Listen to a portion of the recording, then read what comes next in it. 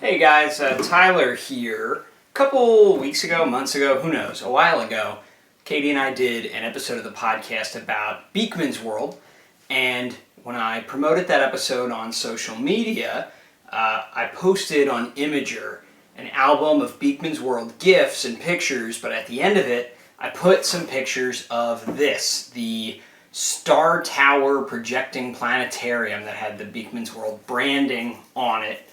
And in the post, I said, hey, I'm having trouble finding one of these. Does anyone have a lead on this thing? And lo and behold, I got a ton of messages with links to different auction websites where you could find some StarTowers. So I ended up getting my hands on one. So let's see, ages 8 and up. That works. StarTower projecting planetarium. Absolutely nobody has fun down to a science like Beakman. This outrageous scientist romps on the hit TV show Beakman's World. He amazes with his knowledge and dazzles with his humor while answering important questions for kids of all ages. Our Beakmanized product is a hands-on formula for fun that lasts. Beakman Lab Notes. This set includes StarTower with battery-operated bright light source, 4 seasonal star domes, activity-filled instruction guide, exciting and fun 30-minute audio tape. Dear Beakman, it's fun to see the sky filled with lots of stars at night, but is there a way I can find out which stars I'm looking at? Signed, Galileo. Copyright 1994 Explora Toy. I have never heard of that toy company before, although I forgot to mention at the beginning of the video, I had one of these as a kid and I have no idea where it went, which is weird because my parents have pretty much all the toys that I had when I was a kid still in storage. My mom's in the process of selling a lot of them on eBay. Much to my dismay, but I digress. So that's why I was on the hunt for this. I have very vivid and fond memories of sitting in our family room and watching the stars on this planetarium on the walls, and there's a tape that goes with it, and listening to that tape. Let's open it up. Alright, so you got 4 domes, one for each season, the different positions of the stars.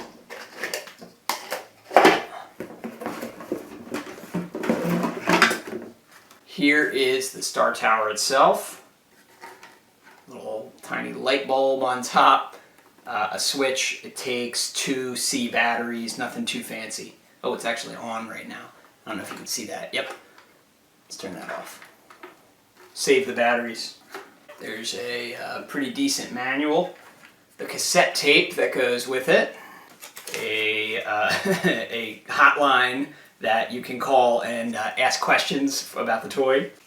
Ooh, a little booklet with some of the other stuff that they sell, a bunch of the other Beakman's World branded stuff. Pause on that if you want to check them out. What's on the back? I don't remember any of these other ones, just this StarTower. Alright, I believe that's all. Oh, I lied. What else do we have here? There's also a planetary finder chart, so you could actually use this to figure out the position of planets at different times. That's pretty cool. So the booklet is like super detailed. This came out in '94, so I was 3 at the time, and I guess a little older because we kept it for a while. But I don't remember really reading this much. I was a little young for that. But it's like super detailed. You know, how do you find the stars and constellations? How does the dome work? Like, how can you position it so it makes sense to you? How many stars does it project? 88 named constellations. It shows the major constellations and stars that most of the world's population can see. Those that can be seen from plus 35 degrees latitude. Altogether, there are hundreds of stars on the 4 seasonal star domes. Just really cool, like lots of good info if you were a kid who was into science, or to get you into science if you weren't yet. Alright, but we're really here to see how this thing works. So let's do it. I'm going to put the cassette in and we'll see if we have any luck. Okay, we're in the darkest room I could find. Weirdly, this is a bathroom, but it's the only room in the house with no windows, so it gets the job done. Let's hear the tape.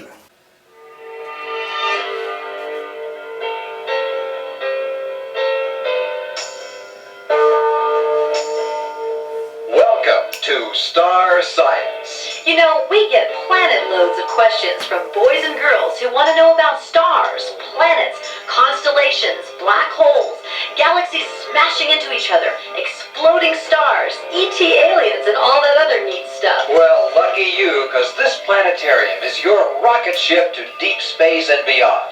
Just pop on one of the seasonal star domes, dim the room lights, turn on the star projector light. Instant cosmos. Have fun while you learn about the mysteries of the starry night. Don't get scared now.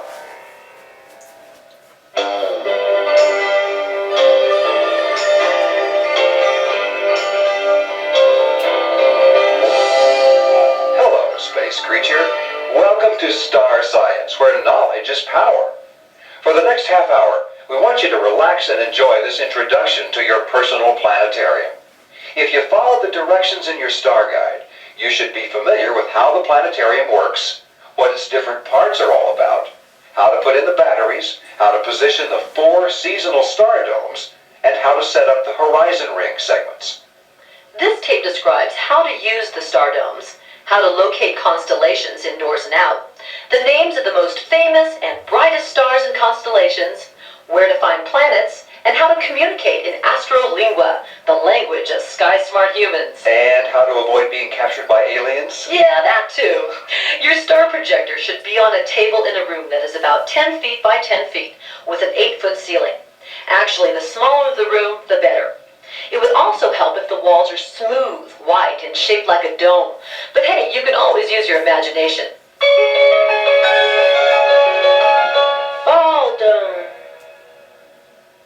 Okay, let's get started. Pick up the star dome labeled Fall. Notice that all the printing and outlines in stars are reversed, backwards. Why is that? Backwards, so when the light goes on, the images are correct to project. Okay, now dim the room lights gradually if you have a dimmer switch, or all at once if you don't. The room should be dark. This works best at night or in a closet at any time. It can be done in the daytime, but you'll have to wait for a total solar eclipse, an average wait of about 600 years for any given place on Earth. Better do this at night. You can say that again. Clearly, these star domes are not the typical black domes with holes punched in them to represent the stars. We opted for opaque stars with labels and constellation outlines. It's our hope you'll use the projected images to learn the names, shapes, and positional relationships of the constellations.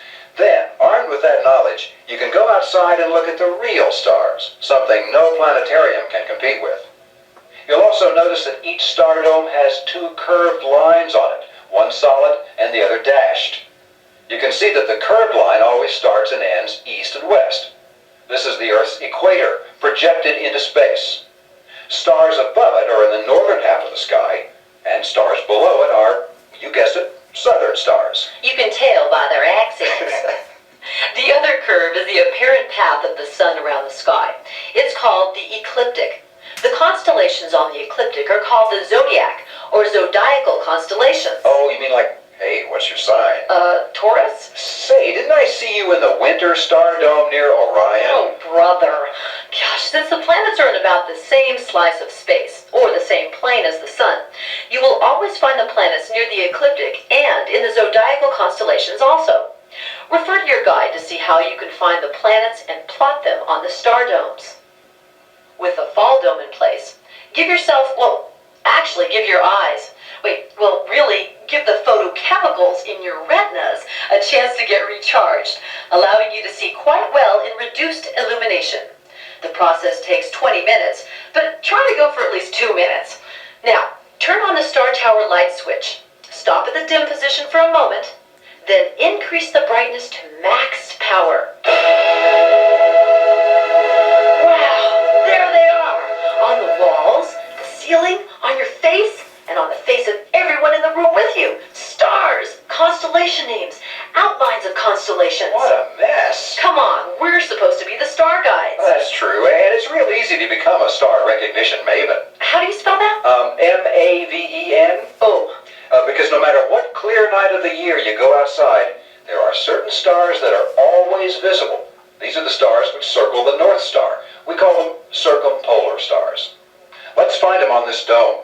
The November 15th Fall Star Dome, showing the sky for 8 p.m. local standard time. Start out by looking at the stars shining out of the north part of the dome. Remember, that's where the V-notch is. Can you see the Little Dipper? It should be above the horizon, about a third of the way up to the top of the sky. By the way, the terms Little Dipper, Big Dipper, and so on are asterisms, or special groups of stars, because of the patterns they form. Hey, that's good. Now notice the handle of the Dipper is anchored by a star that seems to be all alone in that part of the sky. It so happens that at this time in Earth's history, the axis of spin... That's rotation of the planet. Yes, is oriented so that its northern extension into space passes very close to this star, the Polaris, which means pole star in Greek. Star Factor. Polaris is not a very bright star, but because of its position, it is a very important star. It is the prime, most important, the El Excelente of all the visible stars because it doesn't change its position. All the other stars rise, set, or circle the pole. Polaris is essentially fixed in position. It can always be counted on to show where north is on any clear night. Better than a compass, which points to the geomagnetic north, not true north. Anyway, Polaris is actually a yellow supergiant star, humongous and powerful. That makes our star look like a wimp. I know that the sun looks very bright and that Polaris doesn't look that bright when you compare it to the sun. But remember, the sun is only about 93 million miles away, or about 8 minutes at the speed of light. Polaris is 431 million light minutes, or 54 million times farther away than the sun. That's 54 million. It's amazing that we can even see Polaris. Its distance is 820 light years from the Earth. It is 10,000 times more powerful than the sun. And that's not all. It's also pulsating. That means it's increasing and decreasing in size by more than 1 million miles every 4 days. That's incredible. So far, we've mentioned just 2 stars of the billions visible from Earth. They are the Sun and Polaris. The Sun has a planetary system, and one of the planets has intelligent beings on it. Polaris is a pulsating giant powerhouse. Who knows what else is out there, and we've only discussed 2 stars. As a famous astronomer once said, the universe is not weirder than we think. It's weirder than we can think. One more thing about Polaris. It has an unseen companion about the size and brightness of our star, but you need a telescope to see it. 820 light years away? Makes sense. Okay, moving on to the rest of the Little Dipper, or Ursa Minor as it's named on star charts. Ursa means bear and minor means little. Thank you. Follow the handle and you get to the Dipper part of the constellation. The brightest star in the bowl of the Dipper is called Kochab, and it's the same apparent brightness as Polaris. The size of the star dots on your star domes are related to the brightness of the real stars. The bigger the dot, the brighter the star. The dimmest stars on the domes are called 4.5 magnitude stars. That's about the dimmest star you can see at night, because our night skies are not dark anymore due to all the city lights bouncing around the atmosphere. If you go to a truly dark area, you'll be awed by the number of stars visible.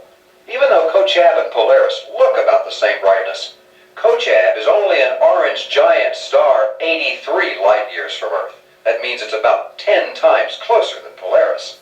You see, the apparent brightness of stars, how bright they look to us, depends on how powerful, hot, and big they are, and how far away they are. Generally speaking, most of the bright stars we see are much bigger and brighter than the sun, and also very far away.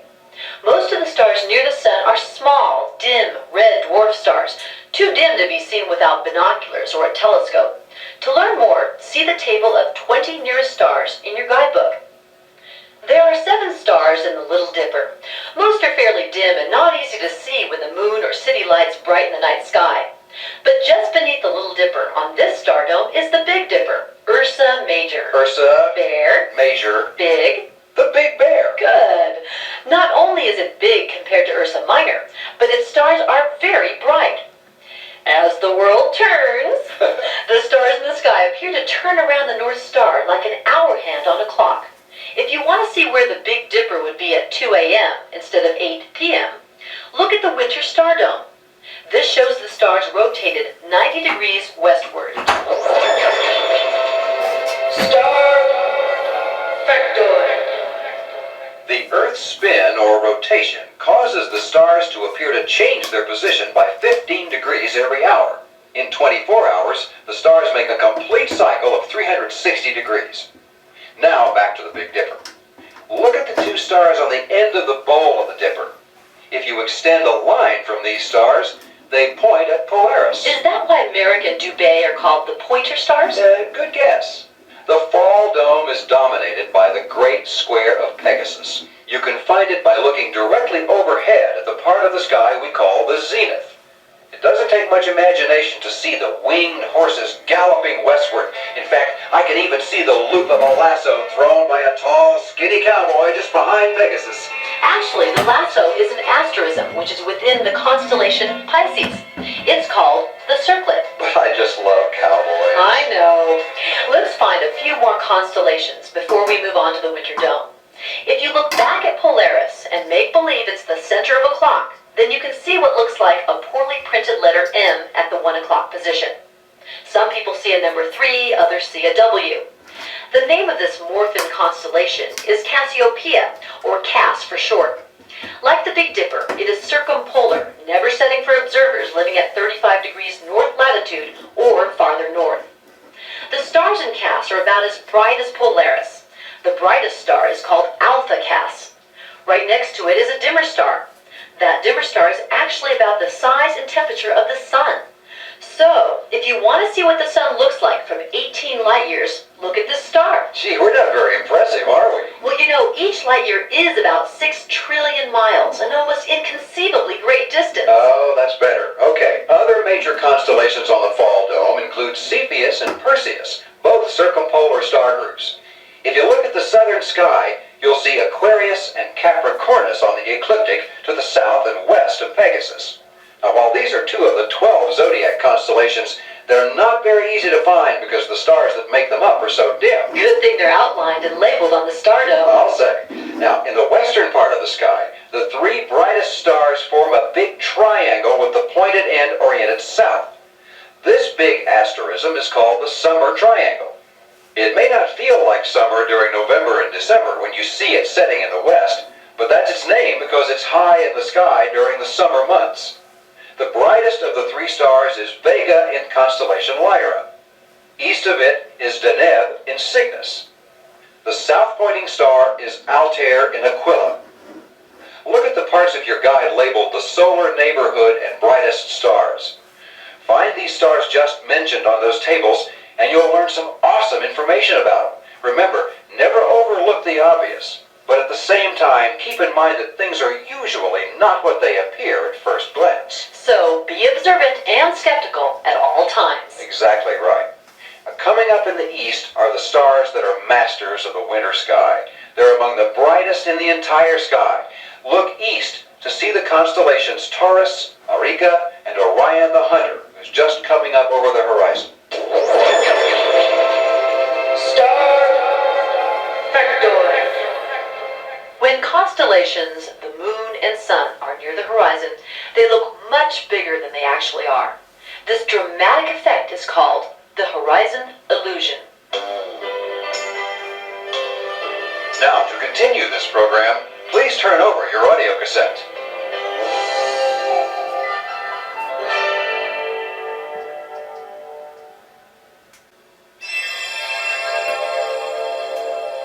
Winter dome. Okay, remove the fall star dome and replace it with the winter dome. You can rearrange the horizon segments at the same time. As this operation takes place, think about why the stars appear to change with the seasons. The correct reason is that we Earthlings see different parts of the sky in relation to our revolutionary position around the sun. We can't feel that motion around the sun, so it seems like the sun moves around us eastward along the ecliptic.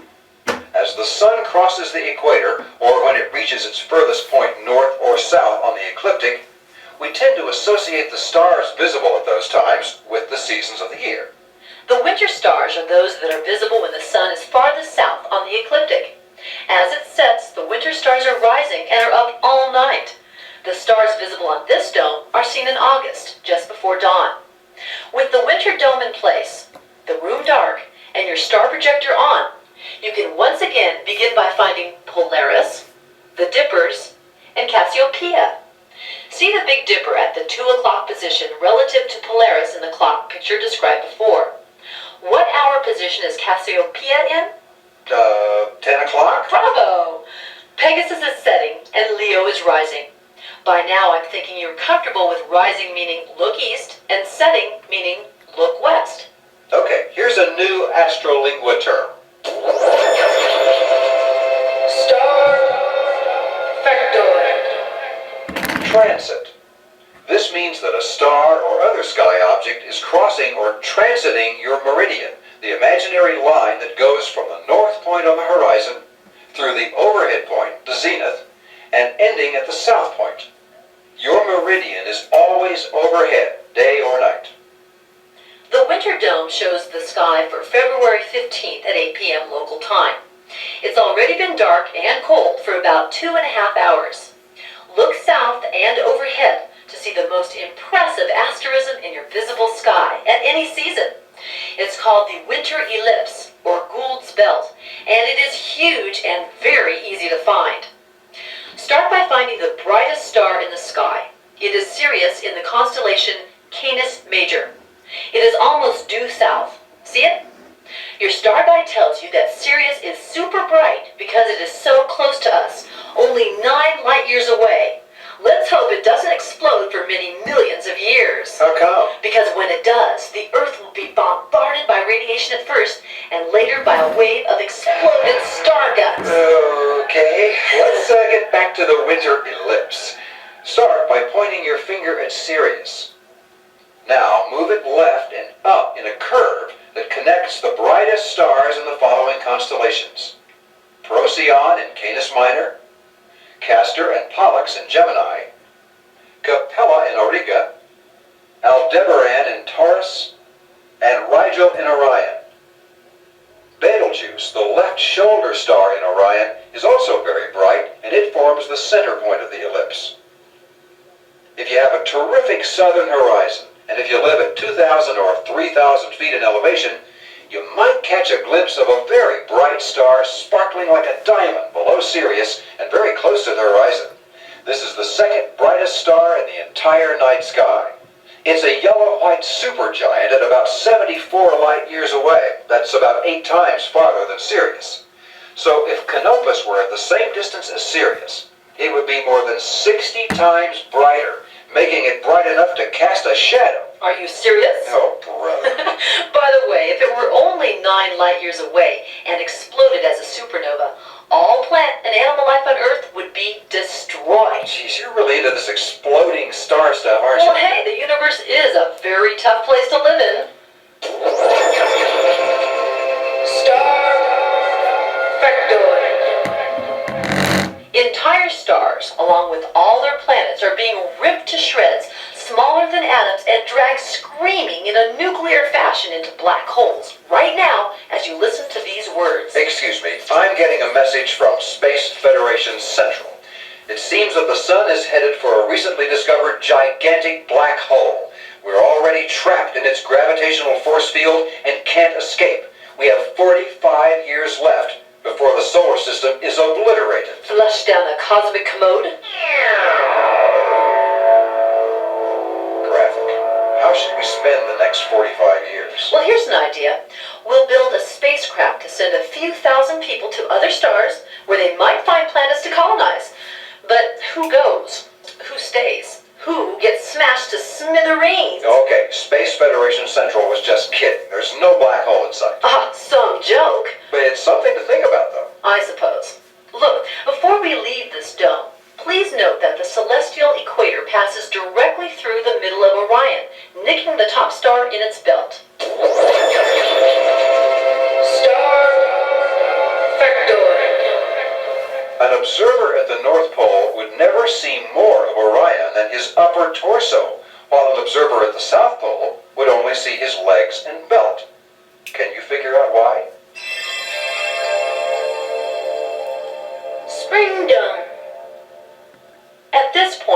please put on the spring star dome. Even though a single swallow or robin doesn't make a spring, the rising of Leo does. Oh, it's poetic. Thank you.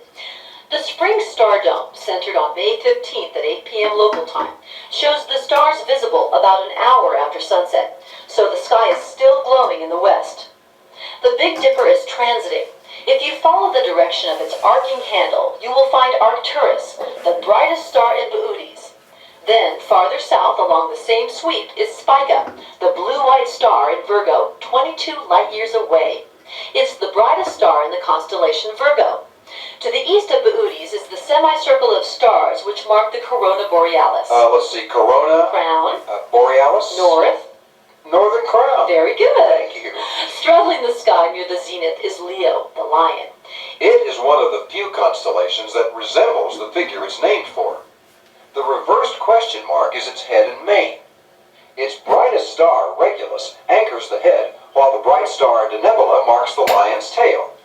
Interestingly, Denebola has the same power output as Sirius, the brightest star in the sky, but since it's 4.5 times farther away, it's about 20 times dimmer. Star Factor. If all the visible stars were put at the standard distance of 10 parsecs, 32.6 light years. that's right, the brightest star would be Vezin, found in Canis Major, the same constellation that Sirius is found in. So anyway, Vezin would be as bright as the quarter moon. This star is a yellow supergiant star, 2,000 light-years away, I'm happy to report, because this is not a star to have as a close neighbor. Can you think of several reasons why? Instant barbecue? You got it. To get ready for the approaching summer sky, look low in the northeast for the brightest star in the summer sky, Vega in the constellation Lyra. It will be flickering, sparkling, and scintillating as it rises above the horizon. Star Factor. Stars, the moon, and sun, when they appear in the eastern horizon, have not yet risen. Another joke from Space Federation Central? No, amazing but true. They are still below the horizon, but the bending power of the Earth's atmosphere is such that the image of the object still below the horizon appears to have risen. The opposite effect occurs on the western horizon. Summer Dome. The summer star dome is computed for about midsummer at 8 p.m. local time. The sun sets at about 7 p.m. standard or 8 p.m. daylight savings time. By the time it gets dark, the stars on this dome will have shifted about 15 degrees westward, but you can easily make that adjustment. Look north to find the Big Dipper and Cassiopeia. See them at 9 o'clock and 3 o'clock respectively? This is a great time to see Draco the Dragon curled around and above the Little Dipper. Bootes is headed for the western horizon, while Pegasus, signaling the approach of fall and the end of vacation time, is rising. Bootes looks like a kite, while Pegasus looks like a baseball diamond as it rises. Transiting near the zenith is Hercules, leading the way for the summer triangle as it approaches the meridian. Now there's a neat object in Hercules seen on a line between the two stars forming the western edge of the constellation's loose rectangle. You can just barely see it with your eyes on a clear, dark night.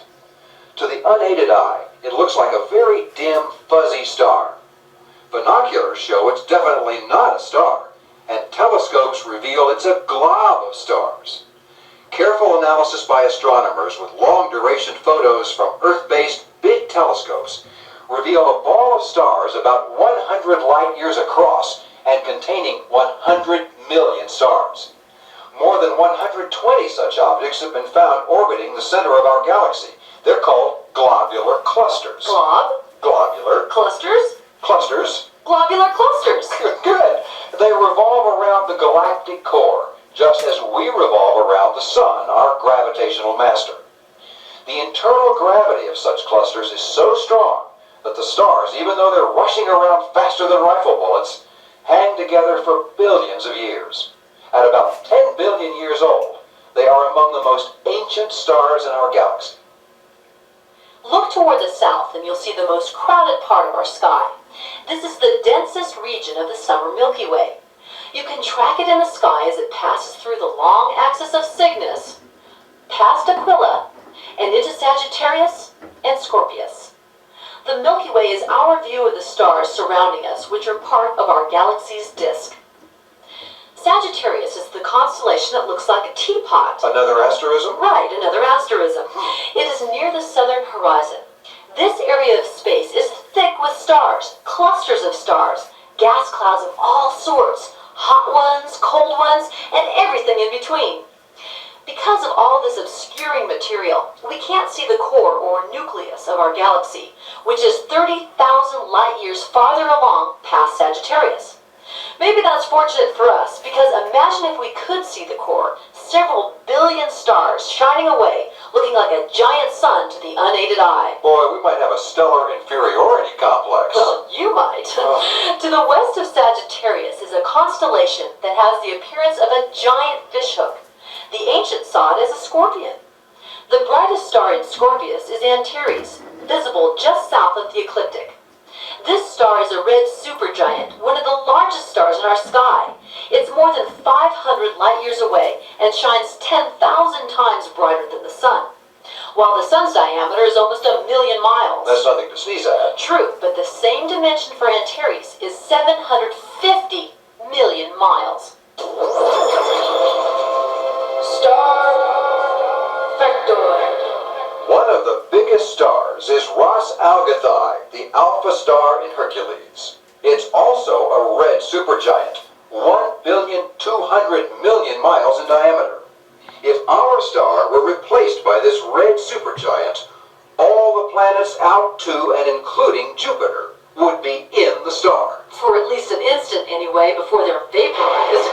So to close this tale, you may be interested to know that the sun will gradually expand into a red giant star, swallowing up Mercury, stripping Venus of its atmosphere, and boiling away the oceans of the Earth.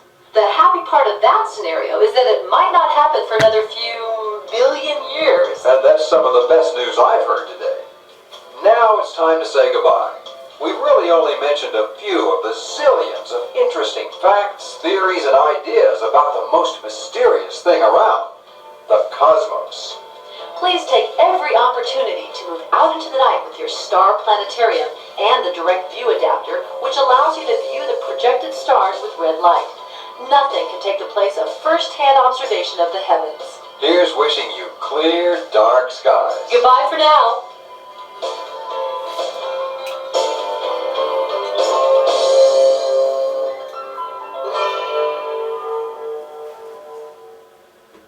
Alright, couple notes. Number one, interesting that Beakman has absolutely nothing to do with this. Definitely seems like they made this and then they were like, what can we get to brand this with so people buy it? And Bill Nye probably said no, so they went with Beakman. Number two, I did not remember almost any of this from being a kid until they got to the end there when they started talking about the sun engulfing the earth. That really brought me back. That was like one of the first moments of existential dread I think I ever had as a kid. And number three, it's really hot in this bathroom because it's summer and there's no air conditioning. So I'm going to wrap this up. This was pretty interesting, but I think I'm remembering vaguely that it just is hard to get this to look really good. It's just a flashlight light bulb. It's this tiny little light bulb.